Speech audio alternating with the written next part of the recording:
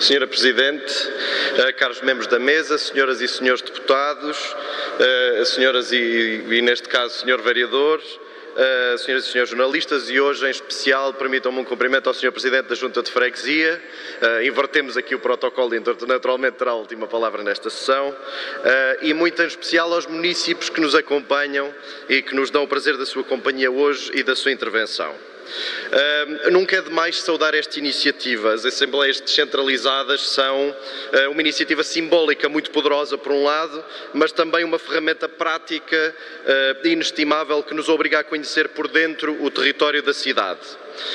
Numa altura em que as instituições tendem a estar distantes dos cidadãos que representam, é fundamental encontrar caminhos como este que permitam encurtar essa distância. Saúdo, por isso, em primeiro lugar, a senhora Presidente da Assembleia, cada um dos municípios que aqui hoje fizeram ouvir a sua voz, deixando-lhes o compromisso, naturalmente, do PS de que cada um destes assuntos merecerá a nossa melhor atenção e acompanhamento.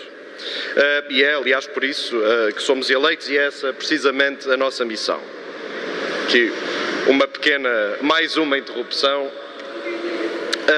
Falo hoje em nome do Partido Socialista, que me honrou com a sua confiança, mas também como freguês das Avenidas Novas. Eu nasci, vivo e sempre vivi na freguesia, com exceção de um ou outro momento em que a vida me levou por outros caminhos. E nesse sentido reconheço e compreendo muitas das coisas que aqui hoje foram ditas.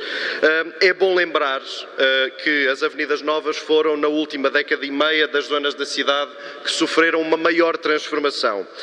Os vários executivos do Partido Socialista apostaram, e muitíssimo bem, na centralidade desta freguesia para implementar um conjunto de medidas ao nível do espaço público, ao nível da mobilidade, ao nível da habitação, muitas vezes, e é importante notar, com a oposição do PSD e inclusivamente dos executivos da freguesia, Sr. Presidente.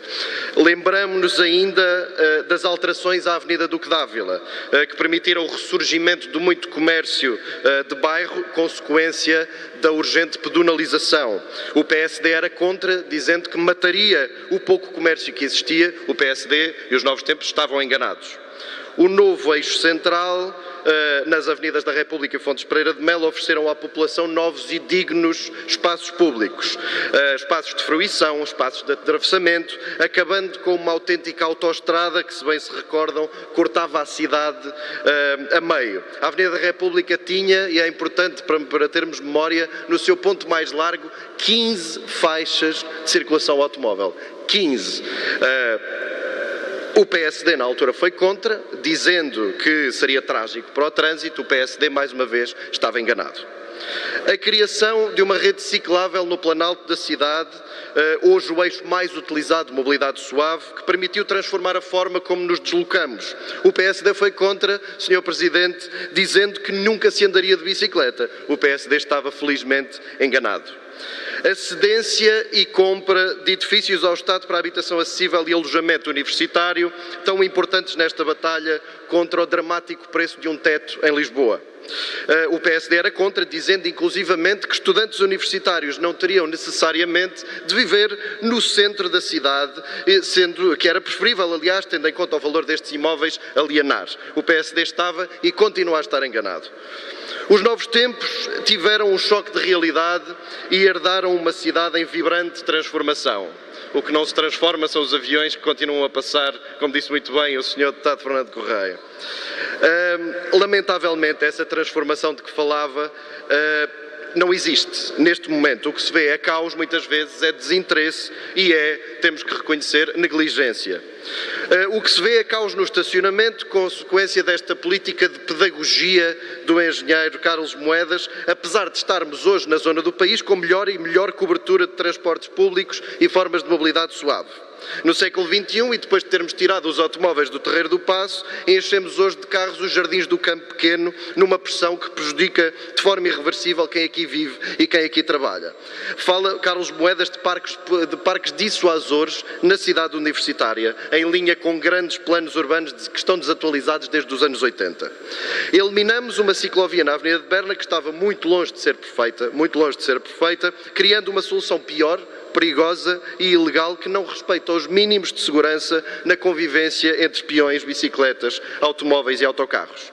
Elimina-se uma solução ciclável no novo Largo de São Sebastião, um projeto, aliás, do anterior Executivo inserido numa praça em cada bairro, sem salvaguardar que o estacionamento daí resultante sirva aos residentes em detrimento, muitas vezes, de utilizadores de uma grande superfície comercial. O mês em que se abrem os novos jardins da Fundação Calouste Gulbenkian, vemos neste caso atirado ao lixo o atravessamento pedonal que ligaria precisamente os jardins da Fundação e o Parque da Nova Praça de Espanha. Vemos o espaço público abandalhado, com prejuízos nos pavimentos, muitos deles pavimentos novos, após a instalação sem regra de paragens de autocarro e painéis publicitários. Onde anda a fiscalização, Sra. Vereadora? Onde anda a Câmara Municipal? Somos confrontados com uma cidade suja e com o ressurgimento de pragas de ratos e baratas há muito desaparecidas.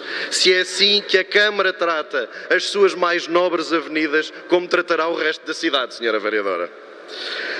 Na habitação, nada mais há do que os investimentos dos executivos do PS, inaugurados, aliás, com pompa e circunstância, esquecendo de forma inexplicável projetos imprescindíveis, como o antigo edifício do Ministério da Educação.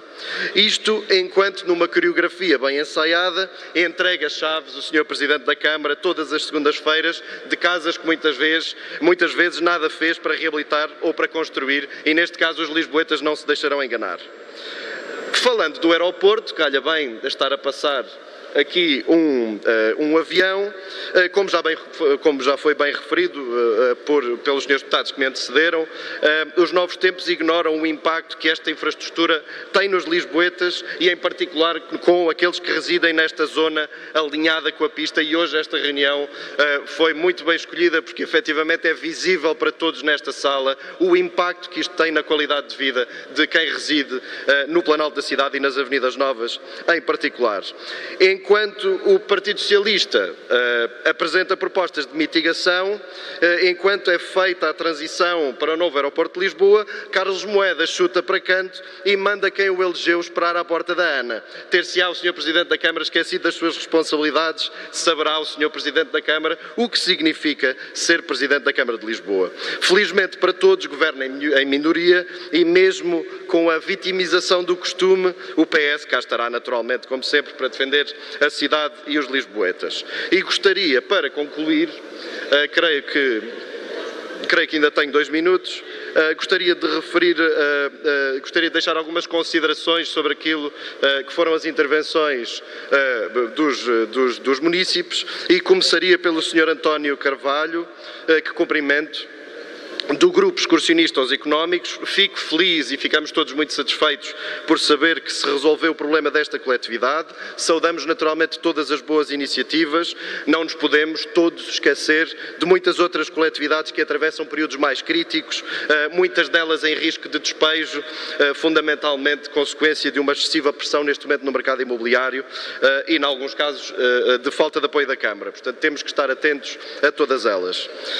A senhora Susana Afonso, do agrupamento 308 de Calhariz de Benfica, infelizmente tenho a dizer-lhe que são muitos os casos como que relatou, no que diz respeito à negligência deste Executivo, no que toca a compromissos assumidos pelo anterior, não respeitando naturalmente a natural transição democrática, e permitam-me, numa ligeira provocação, de dizer que não deixa de ser irónico que um Executivo que vive de iniciativas do anterior se esqueça depois de honrar outros compromissos, deixando-os na gaveta ou deixando-os no lixo.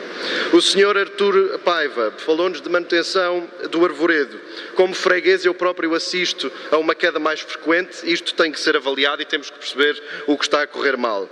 Inclusivamente acrescentaria aqui uma ideia que tem a ver com o tratamento das resinas, que foi feito ao longo de uma série de anos e neste momento creio que está pior. Estas resinas que na primavera mancham pavimentos, mancham viaturas, temos que avaliar o que é que podemos fazer para resolver este problema também. No que toca ao Sr. Pedro Braga Especial, que nos falou de estacionamento estacionamento na rua Sancho Coelho. As avenidas novas são a zona do país com a maior cobertura de transportes públicos, como já tive a oportunidade de dizer. Nós não podemos... está mesmo a acabar o seu tempo, vai ter que abreviar. Concluo, Sr. Secretário. Nós não podemos ter 400 mil carros a entrar em Lisboa, muitos deles têm como destino o Planalto da cidade precisamente, e numa zona muito pressionada a solução passa por mais bolsas dedicadas a residentes, à semelhança, aliás, da Avenida Elias Garcia, e a medidas dissuasoras de entrada de automóveis na cidade. Mais lugares à superfície não são, neste momento, possíveis, na maior parte dos sítios.